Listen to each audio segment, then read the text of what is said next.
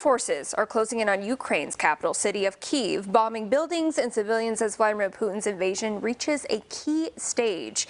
Olivier Knox is the anchor of the Washington Post Daily 202, and he's here to explain the latest developments and what we can expect in the days ahead. Thank you so much once again for joining our show.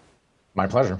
So the reports coming out of Ukraine are saying that the port city of Mariupol specifically is just in ruins. I mean, people are in hiding from Russian forces. They're being buried in mass graves there.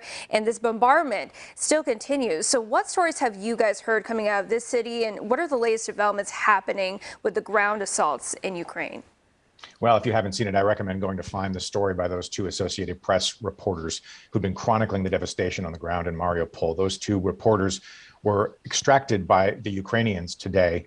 The Ukrainians telling them that they worried that the Russians would come in and take these two reporters and then force them to recant their reporting about what's going on the ground there on camera in sort of a propaganda victory.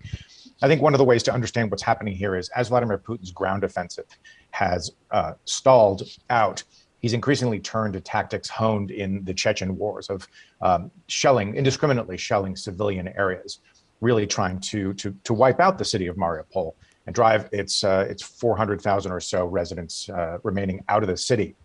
And one of the reasons for that is if you look at a map, you'll see that Mariupol sits on the Sea of Azov and would provide something of a land bridge between Russia and Crimea, the region of Ukraine that Putin conquered and annexed in 2014.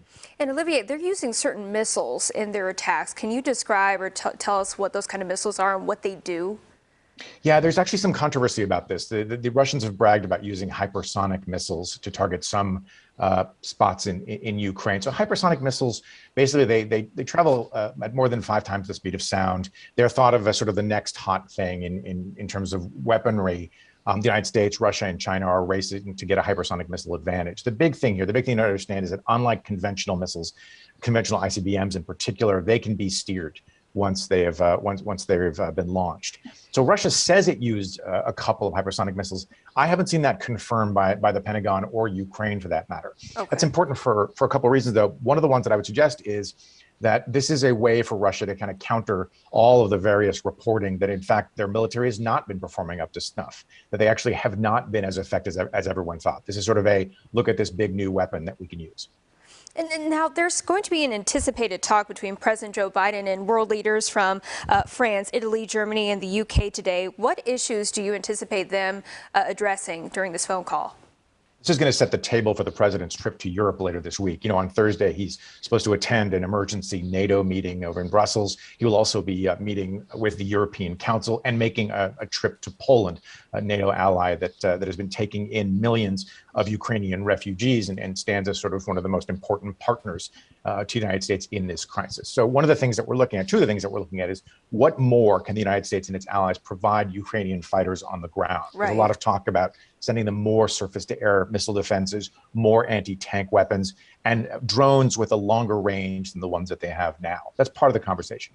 The other part of the conversation has to do with what do you do for countries like Romania or like Poland that are taking in all these Ukrainians? You know, with something like 2 million refugees in Poland, we're talking about a population that's about 500,000 people larger than Philadelphia. That's a lot of people to feed, to water, and a lot of children to keep in diapers and formula. So what the West can do to help countries on the front line is going to be a really big issue.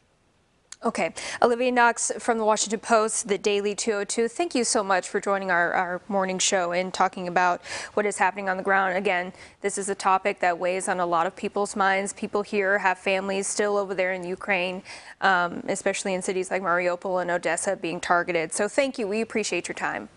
Always my pleasure. Okay. 9:19.